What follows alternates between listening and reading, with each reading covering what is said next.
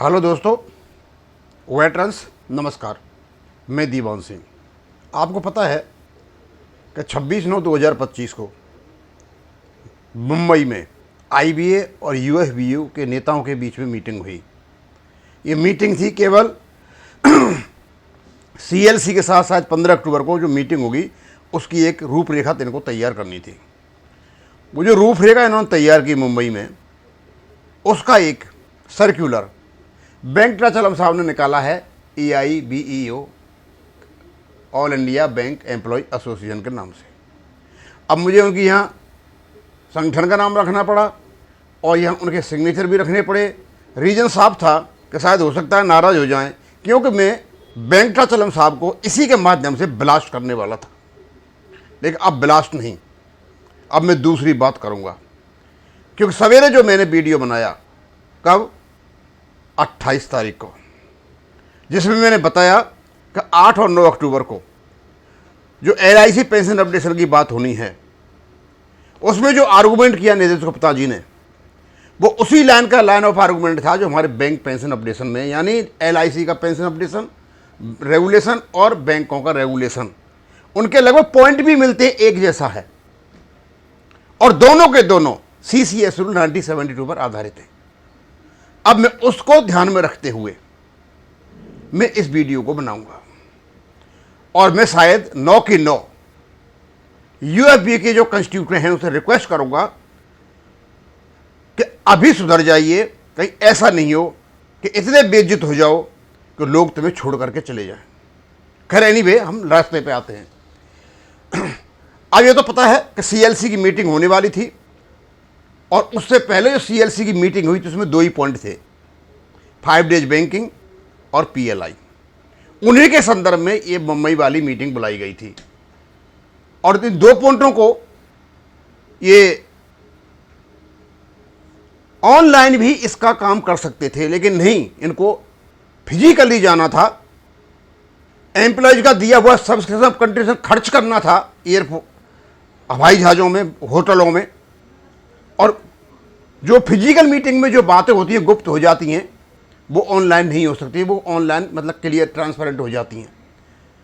अब इन्होंने उसकी बात की, उसके साथ साथ इन्होंने कुछ अदर इश्यूज लिए और ये जो अदर इश्यूज इन्होंने लिए, ये पॉलिटिकल मूव होता है ऐसे लोगों का जिनको कुछ नहीं करना है और सामने वाले को, जिनसे ये फायदा उठाते हैं, बेनिफिशियरीज को गुमराह करना है, मिसलीड करना है, उनके लिए इन्होंने ये 10 पॉइंट लिए। लेकिन अब मैं इनसे रिक्वेस्ट करूंगा, क्योंकि 8-9 अक्टूबर को जो LIC पेंशन अपडेशन का सुनवाई होनी है, उसमें लगभग वही पॉइंट हैं जो हमारे पेंशन अपडेशन में हैं। समय बहुत गुजर चुका है, 30 साल से बैंक के पेंशनर्स पेंशन अपडेशन का इंतजार कर रहे हैं। अभी तो कोर्ट में तारीख नहीं आ रही है।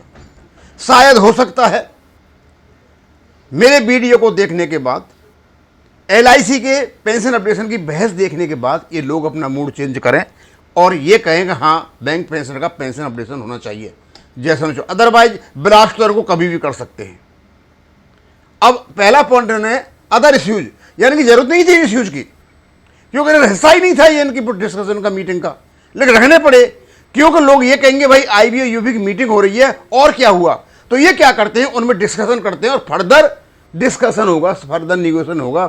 इस प्रकार ये मिसलीड करते हैं, लोगों को बेवकूफ़ बनाते हैं। अब पहला पॉइंट रखा है इन्होंने अर्ली इंट्रो, ये पहले तो ये था early introduction of 5 days banking, जो होना नहीं है। दूसरा, finalising the details of leave bank scheme. अब मुझे नहीं लगता कि ये IBA का और UFB का कोई मुद्दा है। भाई, आपके जो लीव रूल्स बने हुए हैं सेंट्रल सिविल सर्विसेज के आधार पर बने हुए हैं, उनमें इससे ज़्यादा और कोई जो करना चाहते हो वो कर सकते हो, लेकिन इसका भी कोई मतलब नहीं है। इम्प्लीमेंटेशन ऑफ एक्स ग्रेसिया इन और प्राइवेट बैंक्स, प्राइवेट बैंकों में एक्स ग्रेसिया के लिए इन्होंने मतलब पॉइंट उठाया वहाँ, यानी पब्लिक सेक्टर बैंकों में हो चुका है, प्राइवेट में अभी तक इनको नहीं किया गया। अब लोग समझेंगे शायद कि हो सकता है कि हमारा एक्स ग्रेसिया जो मिला हुआ उसमें कोई इम्प्रूव हो जाए, उसमें कुछ नहीं होने वाला है।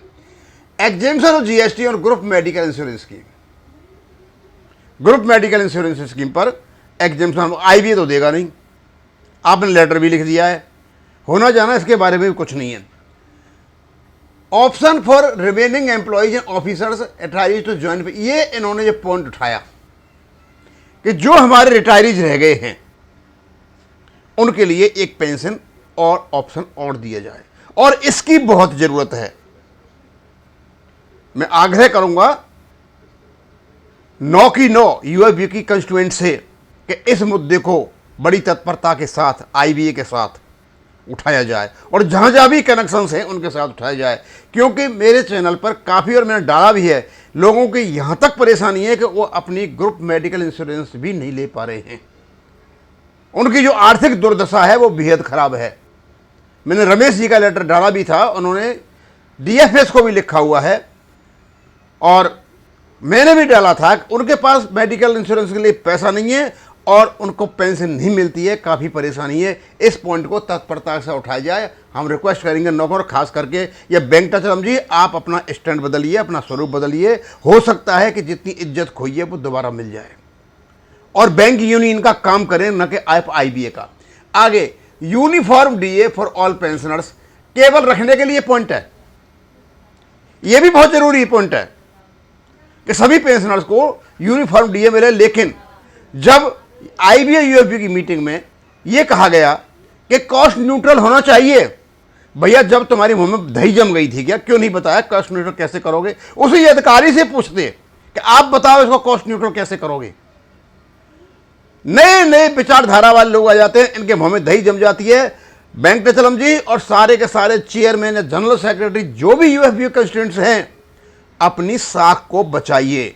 लोग ऐसे छुड़ जाएंगे जैसे मरे हुए पशु को मक्खियां छुड़ जाती हैं। Next, exemption of income on tax on additional 4% of NPS contribution, point उठा सकते हो। देखिए गवर्नमेंट के अंतर्गत है। Increase in ceiling on gratuity under this act, point उठा सकते हो। Recruitment of sub staff and armed guards, recruitment का पॉइंट आप उठा सकते हो। Advisory to banks to advise zonal और regional managers not to use abusive language on branch managers and other during, ये पॉइंट ही नहीं है आपका,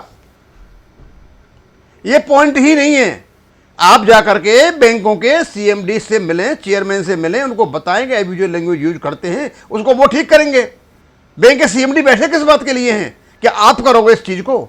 आगे, और discussion on these lines will further continue in the next meeting, और इनका आगे मतलब चलता रहेगा।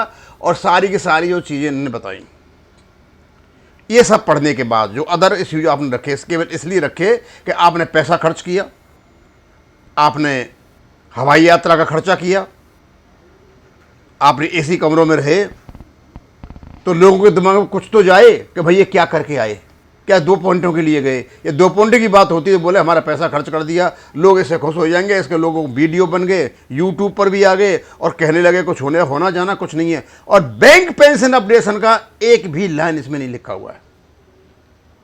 इसमें केवल और केवल 2 ही पॉइंट्स हैं रिटायरीज के, एक तो 8,088 पॉइंट तक दिए, और दूसरा आपका ये जो बचे हुए जो लोग हैं उनको पेंशन का एक मौका और देना, और एक आपको जीएसटी का है।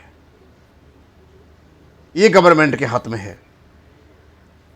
इन सबको देखने के बाद मैं हालांकि इसको ब्लास्टिंग करने के मूड में था, क्योंकि इस प्रकार बेवकूफ़ मत बनाइए आप, जिस प्रकार आपने अदर इश्यूज को डाल करके बेवकूफ़ बनाया। ये आपका हिस्सा ही नहीं था, आपकी मीटिंग का हिस्सा ही नहीं था। आपकी मीटिंग का हिस्सा था 5 डेज बैंकिंग और पीएलआई, बस इन 2 के लिए आपको बुलाया था। और रेफरेंस दे रखा था लेटर का सीएलसी का कि उस समय ये मीटिंग हुई थी, उसके संदर्भ में आपको बुलाया जा रहा है। 15 अक्टूबर को मीटिंग होनी है बस। लेकिन ये फालतू के जो मुद्दे आपने अदर इश्यूज में डाले, लेकिन फिर भी ये अदर इश्यूज में डालने के बाद हम आपसे रिक्वेस्ट करते हैं, अभी कुछ नहीं बिगड़ा है, सभी को समझ जाएगा। रिटायरीज के मुद्दे उठाइए, पेंशन अपडेशन का मुद्दा उठाइए, यूनिफॉर्म डीए पैटर्न का मुद्दा उठाइए, जो रिटायरीज बच गए हैं पेंशन नहीं ले पाए उनका मुद्दा उठाइए। ये चीज़ आपको प्रतिष्ठा दिलाएंगी, रेपुटेशन दिलाएंगी, न कुछ। अदरवाइज बड़ा स्पष्ट बता देता हूँ, आने वाले समय में आपको नकार दिया जाएगा। चाहे इसमें यूएफबी हो, चाहे सीबीपीआर हो, या AIBRF हो या कोई भी संगठन हो, संगठन केवल और केवल लोगों के कल्याण और भलाई के लिए बने हैं, अपनी चमक दिखाने के लिए नहीं है। अगेन मैं वेंकटाचलम जी से रिक्वेस्ट करूंगा कि आपकी जो एटीट्यूड है, सैडिस्टिक एटीट्यूड, दूसरों को दुख करके खुश होने की जो एटीट्यूड है, इसको छोड़िए। ये एटीट्यूड साइकोलॉजिकली बहुत ही ब्लास्टिंग और हॉरिबल और हॉरेंडस होती है, जो लेकर के डूब जाती है। अब ज़्यादा तो मैं क्या कहूँगा, समझ जाएंगे समझने वाले। और जो पेंशन अपडेशन का केस चला हुआ है संगला साहब वाला, मैं तो यही चाहूँगा कंस्टिट्यूएंट्स लेकर के और इसको अपने रेगुलेशन के बेस पे इसको लड़ा जाए और ये बताया जाए पेंशनर को कि हाँ हम तैयार हैं और कर रहे हैं और खर्चा करें, आप लोगों के पास बहुत पैसा है, बढ़िया वकील करें, नहीं है तो निदेश गुप्ता जी को इसमें लेकर के आएँ। अब मैं यहीं ख़त्म करूँगा। थैंक यू, धन्यवाद।